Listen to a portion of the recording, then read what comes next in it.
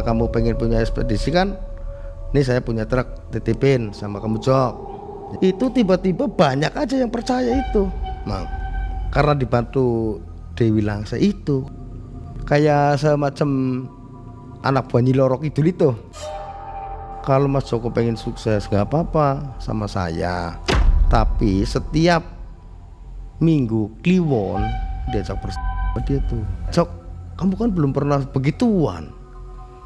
Ya namanya diajakin dia, diajarin bisa.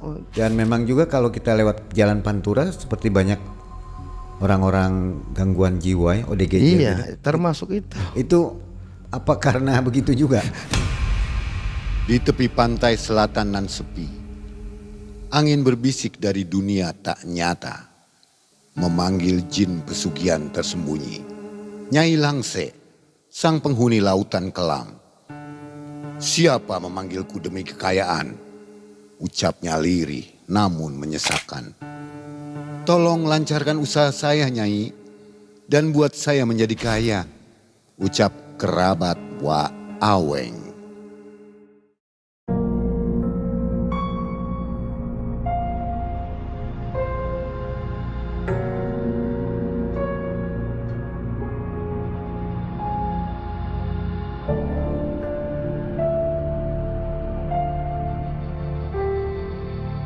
Assalamualaikum warahmatullahi wabarakatuh. Waalaikumsalam warahmatullahi wabarakatuh.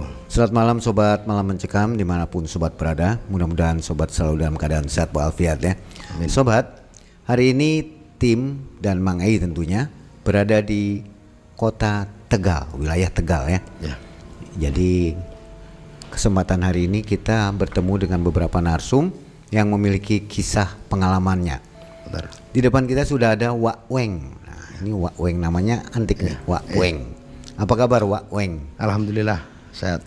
Wak Weng sebelumnya terima kasih ya sudah mau berbagi pengalaman di Malam Mencekam. Wak Weng punya kisah tahun 2010 ya. 2010. Waktu itu sampai maunya begitu nganterin temennya melakukan pesugihan gitu ya. Iya. Aslinya tidak disengaja saya itu, Mang. Mengantar temen. Ngantar temen ya. Iya, pas kebetulan saja itu. Teman lama atau teman baru ini ketemu Teman dia? lama. Teman lama satu desa, satu kelas juga waktu sekolah. Oke, teman lama ya. Baik, tahan dulu di situ nanti diceritakan ya Wak Weng. Oke. Wak Weng apa sekarang kesibukan ini?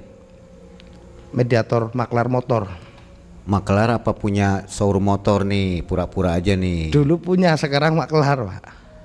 Mudah-mudahan segera jadi pemilik showroom lagi ya. Amin. Jadi gede lagi showroomnya. Amin, Pak. Amin, Pak. Oke, sobat Malam Mencekam, jangan kemana-mana, jangan skip videonya. Kita akan segera dengarkan dan nonton kisah dari Wak Weng. Oh ya, dan kita berada di sebuah rumah ya cukup serem juga ya, keramat juga bisa sobat lihat di sini. Ornamen atau perabot-perabotnya sudah lumayan berumur. Dan Malam Mencekam, semakin malam semakin mencekam. Ini dia Wak Weng.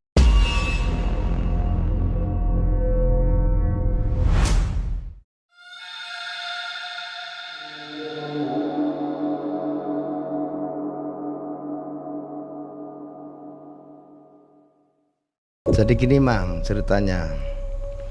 Saya itu dulu ada yang modalin jual beli motor, Mang. Kebetulan teman saya itu mampu, maksudnya punya dana. Karena saya ahli di motor, teman saya itu ngajak saya kerjasama jual beli motor, mau nggak, Mas Weng? Oke. Tapi labanya kita bagi dua, Pak. Misalnya saya belanja 2 juta, tak jual lagi 2,5 juta, ada laba 500, yang punya modal 250, saya 250, Bagi dua. bagi dua. Dan saya itu punya temen yang sudah benar-benar ahli. Karena saya masih awam, saya kan ajak temen juga, Abah Sugeng. Kalau Abah Sugeng kan sudah malang melintang dalam hal motor. Kebetulan kata Abah Sugeng, Weng, ini teman saya mau beli Beli apa bah? Beli motor tapi yang harga-harga 1.500.000. Siapa? Pak Karto. Oke, yuk kita datangin Pak Karto. Pak Karto pengennya motor kayak apa sih Pak? Yang 1.500.000 Mas Weng. Yuk Pak cari, saya nyari sama Abah. Ada motor 1.300.000, ini kasih Pak Karto aja Bah, kata saya. Setelah itu yaudah kita beli Bah 1.300.000, kasih ke Pak Karto. Kita anterin ke Pak Karto. Saya sama Abah Sugeng ke Pak Karto. Itu motor tak beli, motor Grand waktu itu 1.300.000 dibawa ke Pak Karto. Setelah sampai ke Pak Karto, udah masalah motor nanti dulu, kita ngopi-ngopi dulu Mas Weng. Kata Pak Sugeng, Pak Karto ini juru kuncen Mas Aweng. Barangkali temen Mas Aweng atau saudara atau siapa pengen ziarah. Bahasanya ziarah. Kalau pengen ziarah ke Pak Karto. Saya kan nggak punya pikiran ke situ Mang. Karena kan saya di situ sistemnya jual beli motor. Nggak punya pikiran apa istilah ritual-ritual seperti itu. Setelah saya jual beli sama Pak Karto beli motor saya Grand 1.500.000. Saya sama Abah Sugeng pulang. Ya Bah udah pulang, saya emang nggak mikirin itu. Udah saya pulang. Setelah pulang 2 hari kemudian Pak Karto telepon lagi ke Abah Sugeng. Bah ada motor lagi nggak?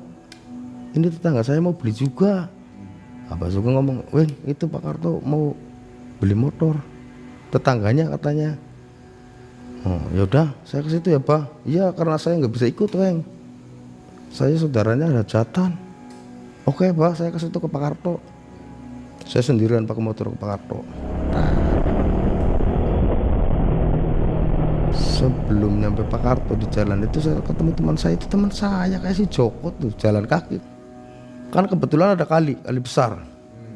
Jalan yang menuju Pak Karto pinggir kali. Kali itu perbatasan sebelah barat Jawa Barat, Senina Jawa Tengah. Jok kamu mau kemana? Ini mau ke tempat ziarah itu, Weng. Di itu tempat ziarah situ. Kuncinya teman saya, Pak Karto namanya. Juru kuncinya. Juru kuncinya. Yuk kamu ikut saya kebetulan mau ke Pak Karto ini. Karena tetangga Pak Karto ada yang mau beli motor. Bonceng si Joko ikut saya.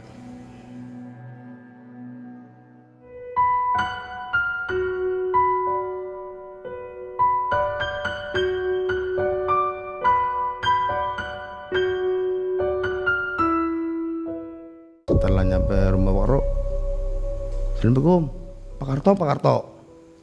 Ya, kata Mbak Sugeng ada yang mau beli motor. Iya, tapi ini kebetulan teman saya mau ziarah ke tempat Pak Karto. Kan Pak Karto kunci di situ. Waduh, jangan atuh Mas, masalah apa kamu? No? Iya Wak, ini si Joko kasihan teman saya mohon sama Pak Karto itu tadinya gak boleh. Emangnya kamu kenapa Jok? Kata Pak Karto, ini Pak Karto Joko teman saya, dia itu lagi kesusahan, usia udah mulai 25, kan perlu kawin, perlu usaha. Kebetulan Joko itu bapaknya udah nggak ada, adanya ibunya saja. Syaratnya mau nggak berat, agak lumayan. Tapi kalau memang benar positif, nggak masalah Jok. Kata saya kasih Joko. Ya udah nggak apa-apa wis, Weng. Yang penting saya intinya nanti setelah itu usaha. Nah terus saya ngomong ke Pak Karto, dia itu pengennya cepet, dalam arti supaya nggak lama, masalah usia udah mulai lanjut, udah 25 belum kawin. Kalau saya sudah ini cepet dapat kawin, intinya punya keluarga. Itu aja Mang. Akhirnya Pak Karto kasih tahu, kalau kamu mau Nggak apa-apa.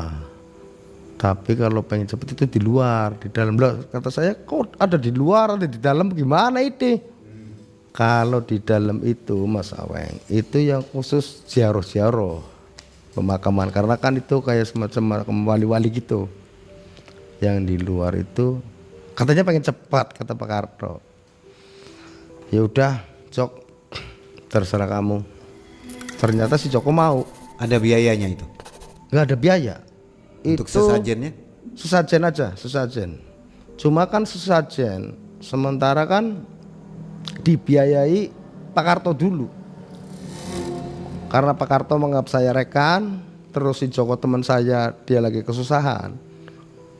Sama Pak Karto dulu, nggak apa-apa Pak Karto.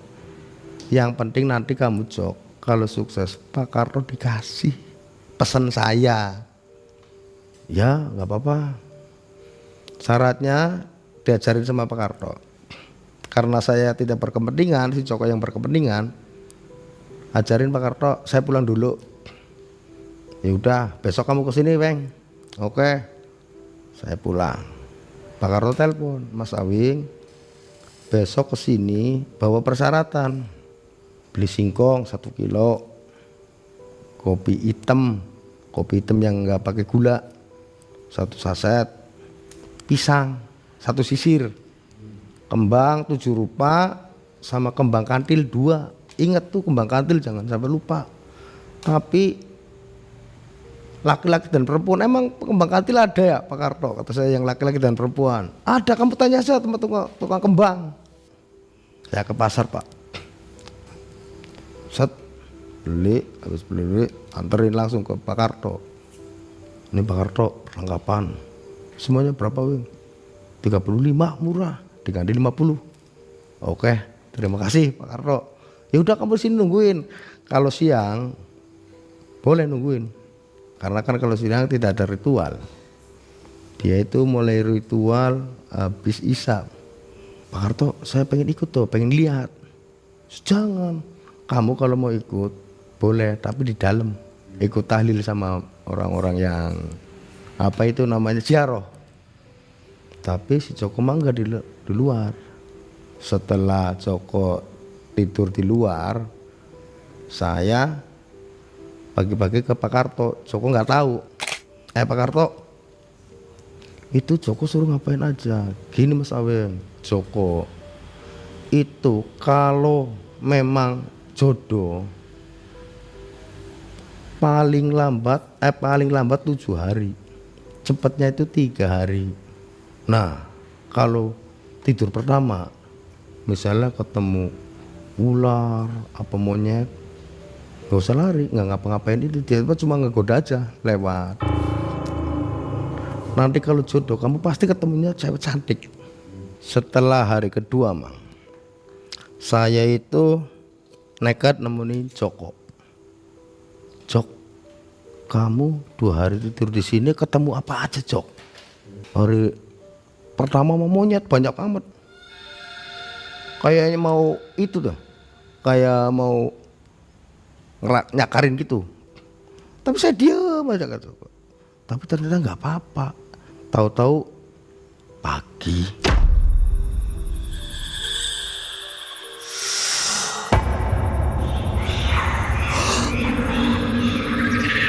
ya udahlah. Terus kata Pak Karto, gimana sih Jok? Nanti kalau ketemu cewek cantik bagus, pakai yang ada entul-entul apa itu, bunga kan, bunga dua kayak pengantin, itu berarti baru jodoh saya. Ya udah Jok, laksanakan saja. Yang penting sukses, semangat selalu Jok. Saya kan mendukung, namanya temen kan. Kalau temennya kaya enak juga nanti. Ya udah, saya tak pulang ya Jok. Nah di malam sini lagi. Saya setiap ke situ datangnya ke rumah Pak Karto. Nggak berani langsung ke si Joko, takut sih. Karena hal-hal yang seperti itu saya aslinya takut. Mang, setelah itu saya ngobrol sama Pak Karto sampai malam. Pak Karto, Joko kayaknya gimana sih? Udah tenang, Joko mah pasti dikabulkan. Karena kalau ke sana itu waktu berangkat itu minimal Rabu Pahing, Kamis Pon, Jumatnya Kliwon. Nah, waktu itu saya ingat banget. Berarti ini malam Jumat Kliwon ya Pak Karto? Iya, pasti Joko didatengin ini. Waduh, saya nggak mau ke sana lah. Saya tidur di rumah Pak Karto aja, takut. Malam itu saya tidur di rumah Pak Karto, Mang. Pagi-pagi sekali saya bangun. Heran, biasanya Joko tuh pagi-pagi udah bangun, ini belum. Saya bangunin, Jok, bangun Jok, udah siang ini, kamu biasanya bangun pagi, kenapa ini belum bangun? Bangun, waduh, kok saya nggak pakai celana, pakainya celana dalam aja. Nah, baju mana Jok? Baju ada sih, tapi agak jauh dari dia. Semalam kayaknya saya tidurnya di kamar. Lah, kok bisa begitu Jok? Iya, saya selalu tidur di sini sama Pak Karto. Kok biasanya nggak di kamar, ini di kamar. Terus ada cewek cantik, Mas Weng, kesini. Ngapain Jok? Kata saya, ngapain Jok? Dia bawa makanan, bawa minuman, ngobrol.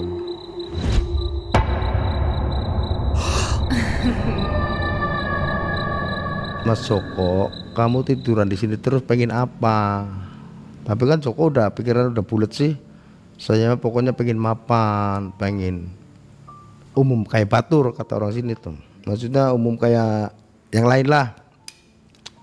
Ya udah, Mas Joko makan dulu. Habis makan sama perempuan itu, Joko kan kenalan. Namanya siapa? Ditanya Joko. Saya Dewi Langse. Kayak semacam anak buah Nyi Roro Kidul itu. Oh, terus gimana Jok?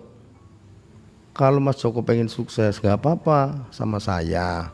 Tapi setiap minggu Kliwon itu Joko harus kasih sembahan, anterin ke Gunung Kidul Jok. Kamu harus memberikan saya persembahan. Lah nganterin gimana, orang saya belum punya apa-apa. Masa jalan kaki, naik motor sama si Aweng? Enggak. Nanti kamu pulang dari sini langsung bisa usaha Jok. Syariatnya kan ini kan kalau minggu manis kan sebulan lebih baru ketemu minggu manis, sebulan lebih baru ketemu minggu manis. Seperti itu. Ya udahlah nggak apa-apa. Joko makan, setelah makan diajak bersama gitu.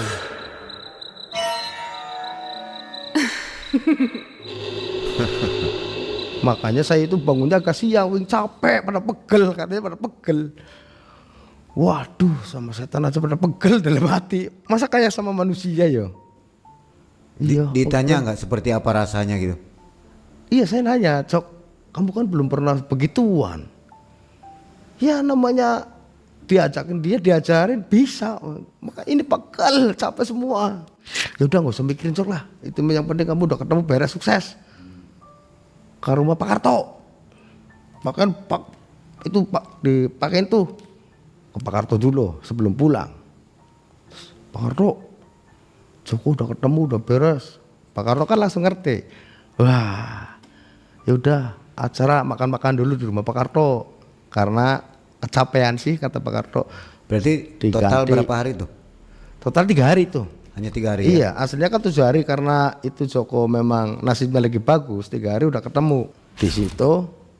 Habis makan kata Pak Karto, Jok, ini kamu pulang sampai sana jangan lupa baju lepasin semua, pas kresek dibuang kali.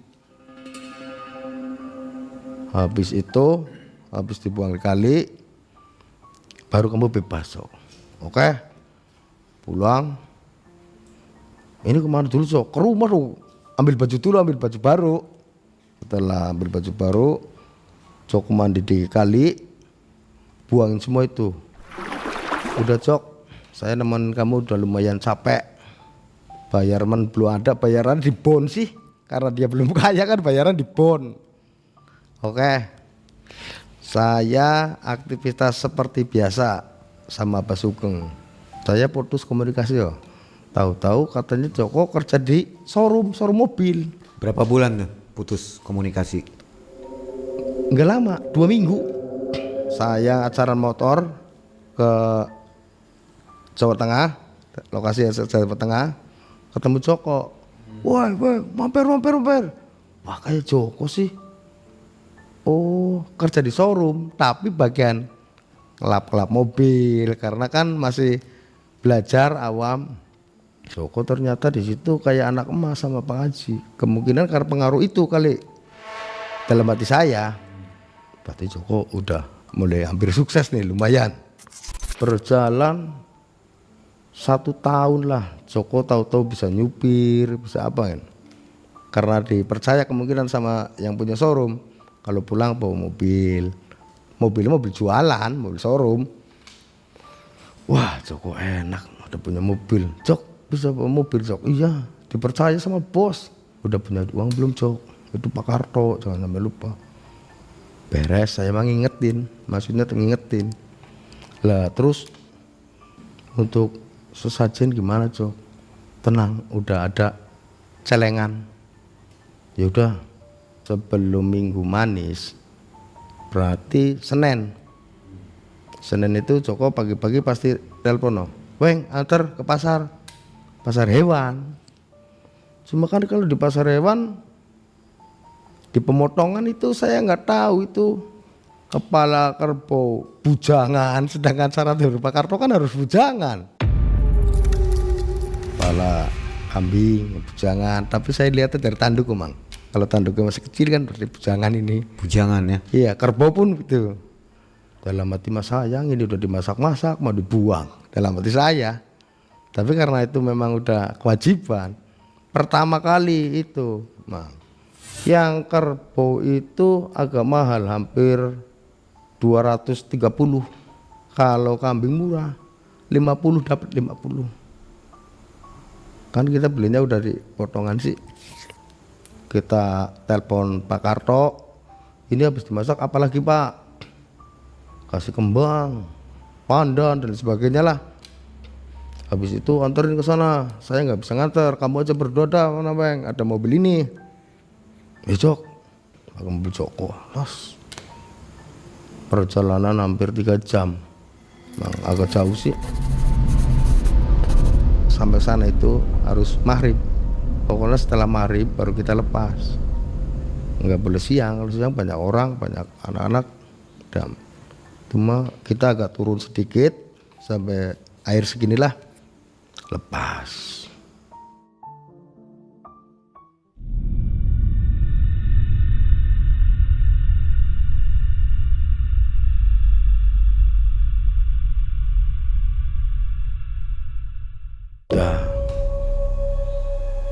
Si Joko masih di showroom. Tahu-tahu Joko itu karena dipercaya sama bos, showroom dipindah di desanya Joko. Kebetulan kan rumah saya itu sisi jalan, pinggir jalan raya. Weng, ada ini enggak tempat kontrakan dulu dah, sementara kontrak. Ada, Jok, buat apa, Jok? Showroom. Ya udah. Akhirnya sama-sama, tapi si Joko itu setiap ada apa-apa pasti nyuruh saya. Karena kan memang saya udah itu sih dekat banget biar dapat komisi juga intinya. Sewa lahan. Ada, Jok, 150 juta 1 tahun. Udah kayak showroom, tinggal bersihin aja mobil, masuk berapa unit. Sewa. Cari orang kulik, Weng. Foto cat. Nah, di situ Joko berjalan jual beli Avanza, Xenia, mobil-mobil kecil, khusus mobil kecil. Itu udah berjalan berapa bulan tuh? Lama, hampir setahun. Hampir setahun ya? Hampir setahun. Tapi Pak Karto, saya kan ingat terus. Maksudnya Pak Karto itu kan harus diganti uangnya. Dulu kan kamu Waktu susah Pak Karto yang modalin. Jangan sampai lupa, kamu bahaya itu, Cok. Oke, kira-kira Pak Karto 5 juta cukup, Peng? Cukup banget. Sini Cok, 5 juta. Kasih ini 5 juta, ini 500 buat kamu ongkos. Oke. Saya yang kesana, Coknya ngikut. Udah jadi bos, kan tinggal ngongkon aja. Assalamualaikum Pak Karto. Mas Waweng tumben nggak mau jual motor, nggak apa kesini. Iya, ini ada amanat dari si Joko. Apa? Saya cerita, Joko udah sukses, alhamdulillah. Pak Karto begini-begini, ini ada titipan dari Joko. Wah, tebel amat. Ya nggak tahu orang dari sana. Dibuka, Pak Karto kaget. Duh, banyak amat 5 juta. Paling kan makan di Pak Karto berapa sih? Ya udah nggak apa-apa, rezekinya Pak Karto. Ya, saya dikasih lagi sama Pak Karto. Nih, buat kamu 1 juta. Aduh, terima kasih Pak Karto. Pulang. Joko di rumah sukses. Akhirnya cariin karangan.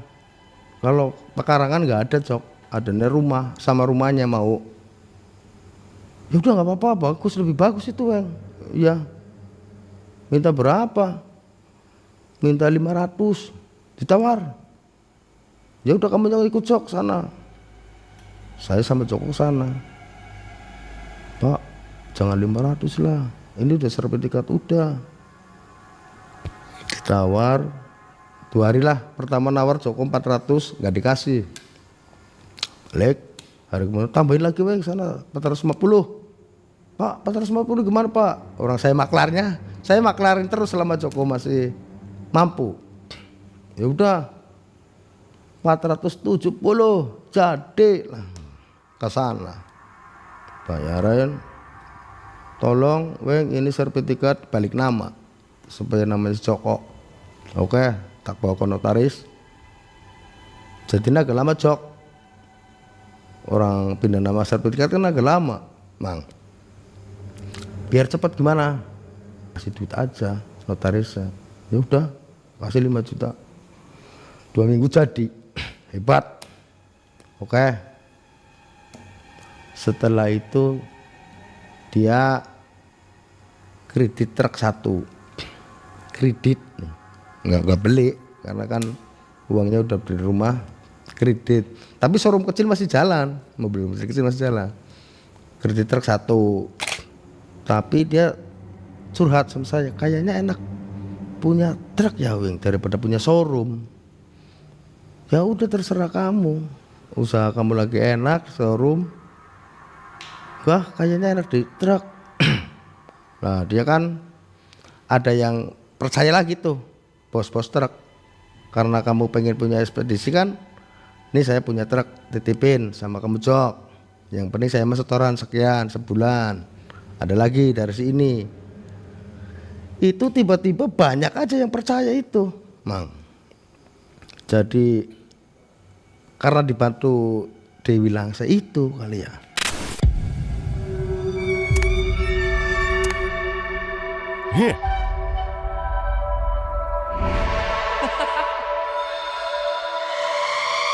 Akhirnya truk ada 5. Dia ekspedisi truk juga, di samping itu jual beli truk. Kalau ada yang mau, sampai mau beli truk sini sama saya aja. Oke bos, sama udah dipercaya. Ya udah, beli sama Bos Joko namanya, udah dipanggilnya Bos Joko, udah Bos Joko. Ada truk tahun sekian, ada. Sistem jual beli, oke. Setelah itu, akhirnya showroom mobil kecil ditinggal. Serahin sama Pak Kaji saya udah nggak mau pegang showroom lagi lah, ini udah usaha lain. Truk Joko itu terleleh situ.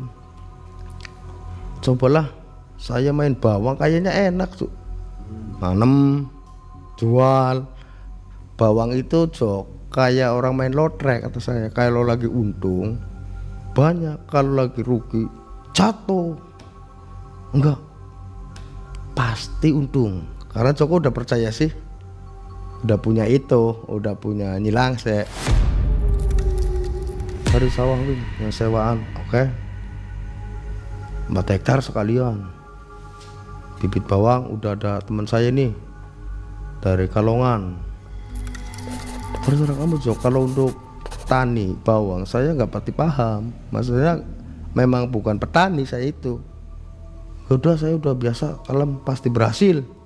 Cepet yang cerita Joko itu nanam bawang. Setelah 3 bulan, bawang kan umur 4 bulan, setelah dicabut ternyata anjlok harga. Di situ mang pusing Joko tuh, aduh saya rugi hampir 150 juta weng. Kan saya udah ngomong Jok, nggak usah kamu main bawang, udah di truk aja. Pengen cepet lagi karena saya udah percaya. Nggak tahu, saya juga karena saking pusingnya pikirin Joko, udah nggak inget itu yang kepala 2 itu bang. Jadi nggak minggu kliwon lupa, saya lupa nggak ke sana. Joko pusing, rugi 150 juta. Tahu-tahu truk yang kredit berangkat ke Jakarta dicabut sama kolektor. Yang truknya dia, kalau yang nitip aman. Yang truknya dia dicabut. Lah ada teman saya lagi yang nitip tapi itu masih anjuran, katanya tanggung jawab Joko. Itu nanti tanggung jawab saya weng, yang ngangsur ke dealer. Tahu-tahu 3 bulan dicabut lagi mang. Joko pusing, akhirnya ya suka, daripada pusing-pusing kita minum weng. Kamu kan gak pernah minum. Jok, gak apa-apa minum, tapi jangan tempat-tempat kayak gitulah, saya gak seneng. Pengennya yang bagus, namanya bos ya. Oke, cari yang bagus. Kita cari yang bagus. Tegal di mana? Joko itu di situ saking pusingnya ketemu sama apa? LC. Dia itu ternyata punya nomor HP, Mang. Jadi kalau habis acara pulang ke rumah chatting-chattingan. Bos, ketemu dong bos di sini. Kamu tuh lagi hancur Jok, kata saya. Udah nggak usah diturutin kayak gitu, nggak apa-apa. Jok sana tanpa saya. Itu udah mulai nggak ngasih itu apa, kepala kerbau bujang sama apa itu kambing percaka. Wah, saya penasaran. Akhirnya saya ke Pak Karto. Pak Karto, ini Joko gimana? Udah nggak pernah. Waduh bahaya itu weng. Bahaya, pokoknya saya nggak bisa jelasin. Pokoknya bahaya itu Joko, harus gimana itu? Joko pusing. Tetangga itu yang mobilnya dicabut tiap hari, hampir tiap hari nagih ke Joko. Jok, saya pokoknya intinya mobil saya tahunya pulang Jok.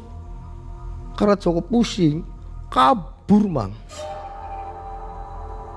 Joko tuh kabur. Saya udah hilang komunikasi sama Joko karena kabur entah kemana ya. Kasihan istri Joko, akhirnya pulang ke rumah orang tua. Lah tiap hari, tiap bulan, tiap minggu adanya orang lagi terus sih. Tahu-tahu ada orang lagi.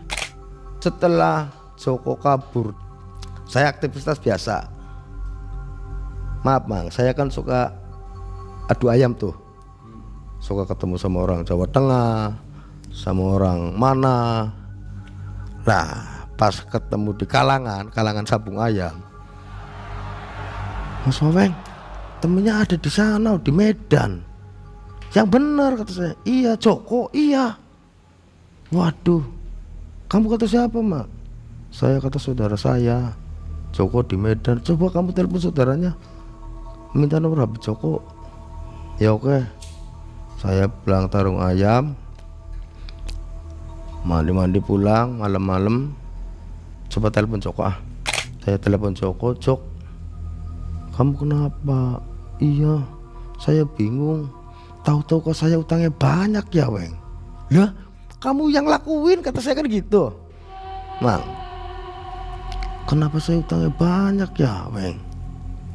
Aduh ini saya bingung, saya mau pulang nggak punya duit, yang lagi banyak. Istri tahu-tahu cerai sendiri. Apa ya namanya, rapah ngerti nggak Mang? Yang dia dalam arti rapah itu kalau di sini pengajuan lewatnya pengacara itu rapah. Ya udah Jok, terus kamu mau gimana? Kamu kan temannya banyak Weng, coba teleponlah supaya orang itu saya nggak dikejar-kejar. Coba kamu telepon teman saya Jok di Semarang, Sarip namanya. Sarip itu modelnya kayak Habib gitu Mang. Kata teman-teman saya, Sarip itu suka ngobatin orang, dalam arti bila mana orang yang lagi kena masalah ataupun musibah, kalau ke si Sarip ziarah di sana, kamu itu orang yang punya hutang mau apa, malas lah nagihnya, terus males, kamu ke Semarang aja Cok, ke si Sarip, tak kasih alamat, ini nomor HP Sarip. Setelah itu saya telepon Rip, itu nanti kapan-kapan ada teman saya mau ke situ, Joko namanya, udah tak kasih nomor telepon kamu. Ya oke. Kira-kira 2 bulan Joko di Medan, dapat ongkos aja langsung ke Semarang, naik ALS kan murah. Medan Semarang ada. Joko ke Semarang, Sarip telepon saya, oh iya Mas Maweng, ini Joko udah sampai. Ya udah diajarin. Saya udah nggak kontak lagi Mang. Saya biasa jual beli motor.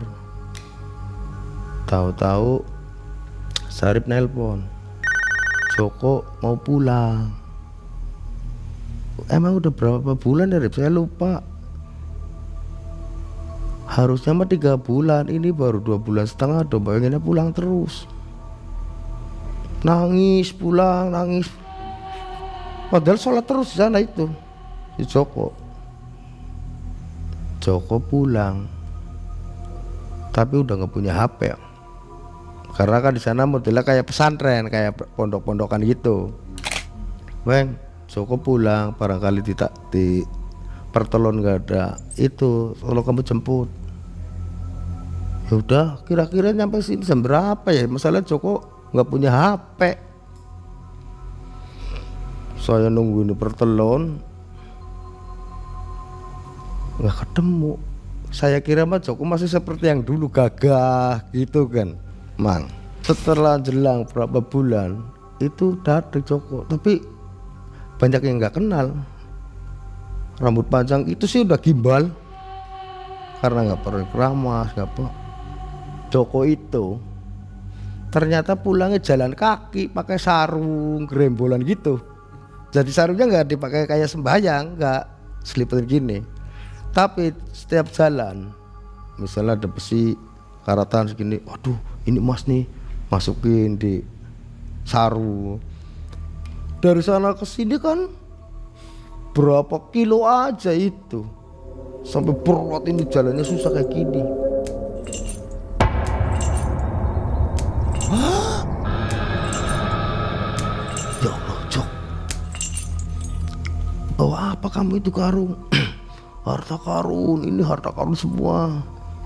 Udah nggak usah, kamu nggak usah minta. Setiap orang ada ditanyain, misalnya saya kan masih kenal Joko, tapi Joko nggak kenal saya. Sampai orang tuanya meninggal pun Joko itu nggak kenal. Cuma kan orang desa banyak yang kenal sama si Joko. Orang mantan bos pulang Joko, wah nggak usah sini ada orang saya, ngapain kamu? Jadi setiap orang mau ngajak pulang dia itu takut hartanya itu diambil. Nah setelah itu saya masih ingat Pak Karto, Joko gila Pak Karto. Nah itu karena kan Joko tidak menepati janji Mas Aweng. Dalam arti setiap minggu Kliwon itu nggak ke sana. Harusnya kan ke sana kasih itu. Coba kalau nggak kasih itu pasti lancar. Kan saya sudah terangin sama si Joko. Dampaknya itu nanti kalau nggak gila, kamu itu hilang. Tapi ternyata gila dan hilang juga, Mang. Karena kan Joko ada kali 4 bulan mah muter-muter di desa sendiri loh. Maksudnya di desa sendiri. Kadang saudara pun ada ngajak pulang, Jok ayo pulang Jok. Enggak jangan. Nanti kamu ambil harta saya. Ini yang di sarung berat sampai jalannya susah tuh. Kasihan saya kadang lihatnya sama si Joko. Makanya kalau gitu kan nggak ada yang bisa ngobatin, Mang. Dan sampai sekarang Joko itu belum ketemu karena udah betul-betul capek. Katanya saya mau pergi lagi. Kemana Jok? Ya cari harta karun saya yang hilang. Sampai sekarang saudara-saudaranya dan tetangga bahkan saya sendiri nyari nggak ketemu.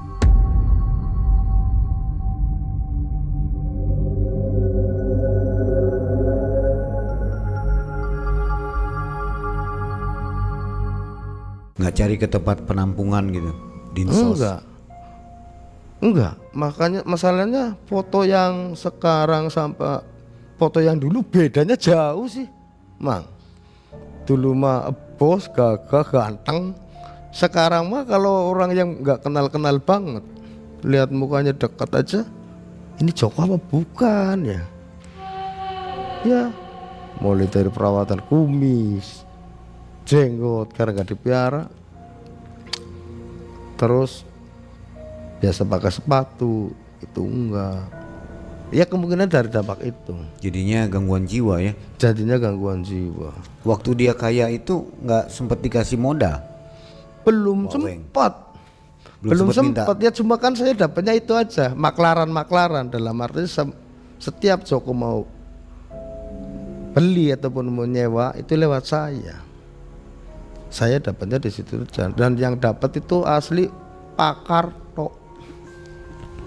Yang 5 juta tadi? Iya, yang 5 juta. Saya dapatnya komisi-komisi itu aja. Nggak pernah minta berapa puluh juta? Enggak pernah. Karena kan memang saya tidak mengajak. Dan itu pun sesuatu kebetulan karena saya teman Joko tadinya mau membantu. Tapi karena Joko jalannya beda, ya itu resikonya Joko seperti itu. Jadi tanpa apa ya namanya, sebab apapun jadi terlupakan ya. Iya, jadi terlupakan. Memang itu tujuannya mungkin ya kalau memang itu tujuannya Joko. Kalau jin tuh begitu ya. Iya, tujuannya jin, setan kan menyesatkan. Nah, dampaknya seperti itu. Dan manusia itu pasti hilap, Mang. Setelah kaya, Joko senang-senang, lupa sesaji dan lain sebagainya. Padahal nggak ada tumbal ya. Padahal nggak ada tumbal itu. Ya kan resikonya itu bila mana meleset, dia itu gila atau hilang. Sebenarnya kan gampang gitu ya. Gampang. Sebulan sekali begitu kan. Iya, sebulan lebih lah, nggak sebulan sekali. Sebulan 5 hari. Dan Wak Weng juga ikut lupa juga kan? Ikut. Cuman saya kan nggak ikut ritualnya. Iya. Iya. Nah Wak Weng mungkin ada saran nggak untuk penonton Malam Mencekam yang sedang gelap mata ya? Iya. Yang mencari kekayaan lewat cara-cara seperti ini? Ya, saran saya untuk penonton Malam Mencekam, intinya usaha saja, jangan usaha-usaha yang tidak. Untuk seperti itu masalah dampak dan intinya tetap di keluarga kita juga. Intinya kita itu usaha jalan benar. Masalah rezeki itu ada yang bagi. Seperti itu aja, Bang. Jangan pakai instan-instan ya. Iya, jangan pakai yang instan-instan. Jadi total berapa tahun itu dari kaya sampai gila itu? Dari 2010 sampai 2002. Cukup lama dia Cukup kaya. lama, iya. Makanya terkenal bos besar, Bos Joko. Oke. Makanya jadi kalau di wilayah saya pasti tahu Bos Joko sampai sekarang. sampai sekarang. Tapi orangnya hilang. Jadi legenda ya, kisah legenda. Kisah legenda. Dan memang juga kalau kita lewat Jalan Pantura seperti banyak orang-orang gangguan jiwa ya, ODGJ. Iya, termasuk itu. Itu apa karena begitu juga? Iya, termasuk itu. Makanya kalau kita jalannya menyimpang, sesat, pasti dampaknya ada. Itu yang paling ringan ya. Iya, itu yang paling ringan. Dampaknya yang paling ringan. Tidak memakan korban, tapi diri kita sendiri yang jadi korban. Ujung-ujungnya kena juga. Ujung-ujungnya kena juga. Baik, Wak Weng, terima kasih, ini kisahnya mendalam ya. Oke. Jadi pembelajaran untuk kita semua, jangan coba-coba melakukan pesugihan Iya, benar. yang lurus-lurus saja. Ya. Wak Weng, terima kasih, sehat selalu. Oke, alhamdulillah. Mudah-mudahan segera punya showroom lagi Terima kasih, amin. dan rezekinya lancar. Amin. Sobat, terima kasih dari Kota Tegal, kita undur diri. Assalamualaikum warahmatullahi wabarakatuh. Waalaikumsalam warahmatullahi wabarakatuh.